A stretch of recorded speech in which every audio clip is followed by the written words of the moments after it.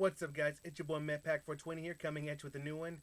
And I just did a video on woke athletes not knowing what the hell's going on, and now I gotta do a video here on not even our own government officials know what the hell's going on here. So this is Jen Psaki, the the White House press cunt, and she was trying to insinuate that the shooting of Michaela Bryant, you know, the 13-year-old black teenager who had a knife and was about to stab another girl, who was shot and killed by an officer.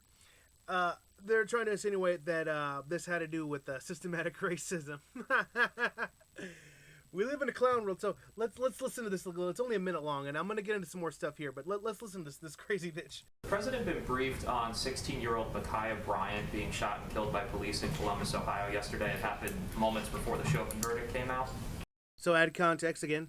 This crazy girl had a fucking knife and was about to stab some other girl. Okay.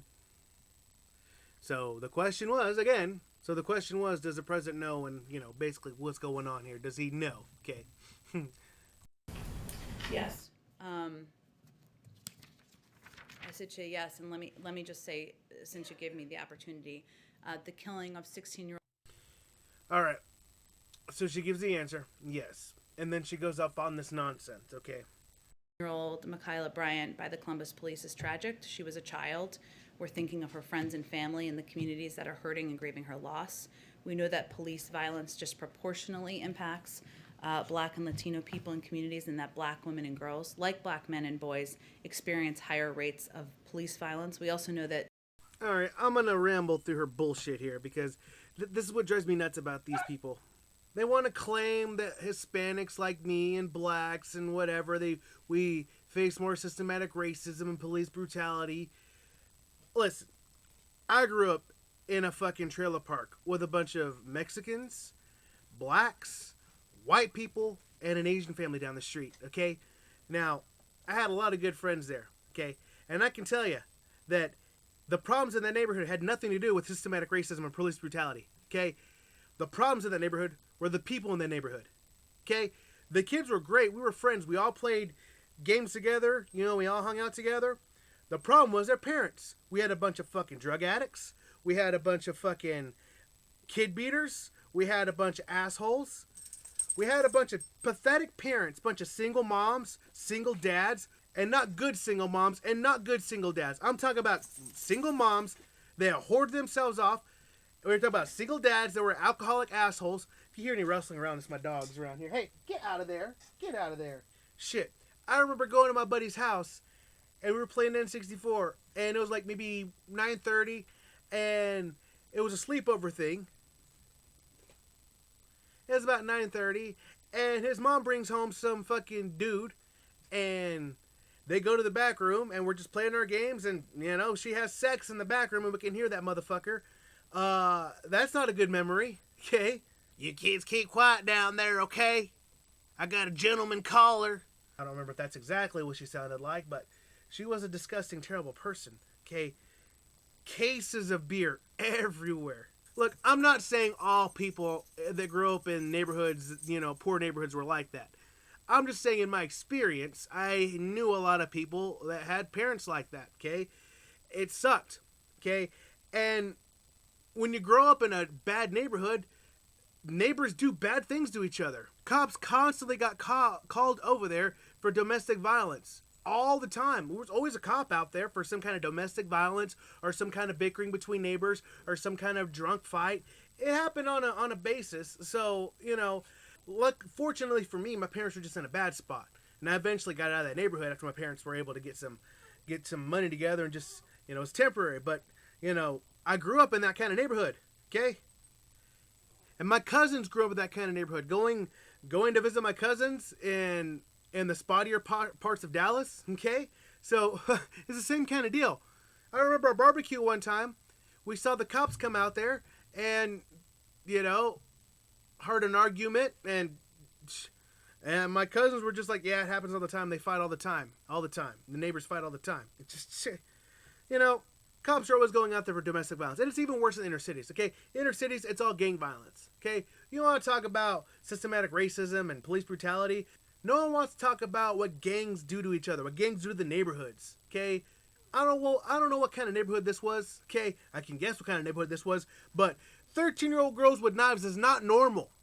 Okay, that is not a normal thing. Well, I guess it's normal in the hood, but it's not supposed to be a normal thing. Okay, the cop did what he was supposed to do. He neutralized the threat and efficiently. I don't know what you want to say. Look, here's my gripe with everything, okay?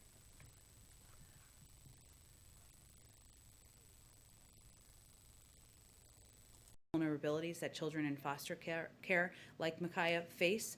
And her death came, as you noted, just as America was hopeful of a step forward after the traumatic and exhausting trial of Derek Chauvin. She had a damn knife! Ah!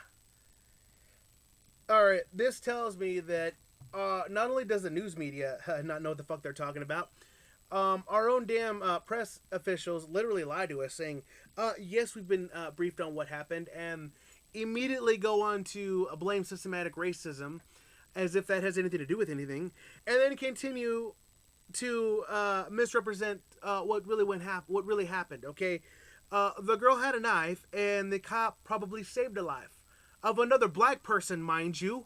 Which is why you got LeBron James deleting tweets, because this is what happened. So I just, if our own press secretary doesn't even know what the hell's going on, we live in a clown world, I swear.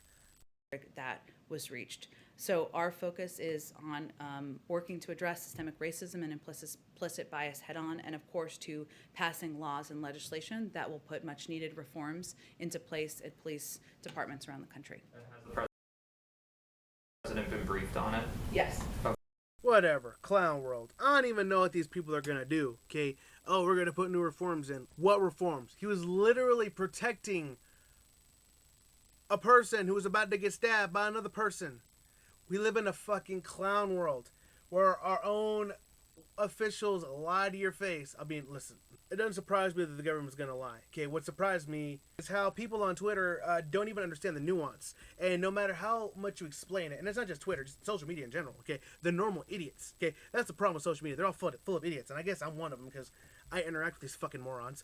Join me on Twitter before I get banned. And I'm also on Gab and on Minds. Just the average idiot out there has no idea what the hell is going on, okay? They're just gonna put a passing glance and like, oh, okay. Oh, Derek Chauvin, oh, okay, this cop, oh, he murdered, this cop, Michaela, oh, these names, I can't even read them today. All these names I can't read. No. All right, here's the point as I go full screen here because, I've got no article to read. I'm just gonna rant here for a second here, okay? This shit is getting annoying. This shit is getting boring, okay? Oh man, like how many times is the media gonna prop up a criminal or a person doing bad things and somehow twist it and turn it and crush it and cringe it? How many times are they gonna keep doing that? And how many times are people gonna keep falling for it, right? Like, yeah, I can see you falling once, twice, 3 times.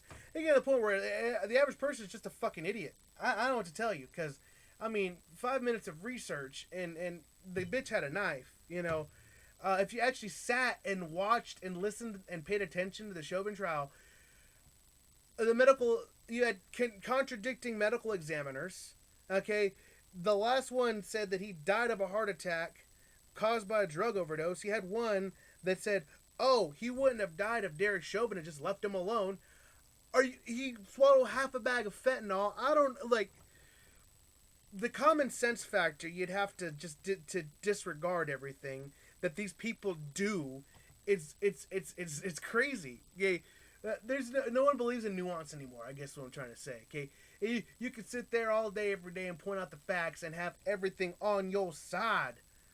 But it's not enough for these people, okay? You already had LeBron James asking for more. Like, he deleted the tweet. Like, I already did a video on that. But you have LeBron James. It's not enough for these people, okay? You got the cop on murder and then also manslaughter and then also, involuntary manslaughter. So how can you intentionally kill somebody, but then also unintentionally kill somebody.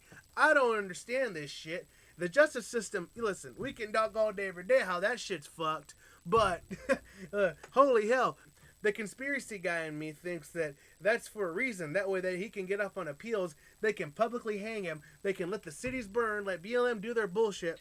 Meanwhile, about a year and a half later, he gets off on a lesser charge of manslaughter, gets like 7 years of prison, and then gets off in 2 years with good behavior, gets sent to a cupcake prison, and no one even pays attention to that shit. So I don't even know. That's just me. Probably a bunch of bullshit. He's probably gonna get killed in prison. Frankly, doesn't even matter.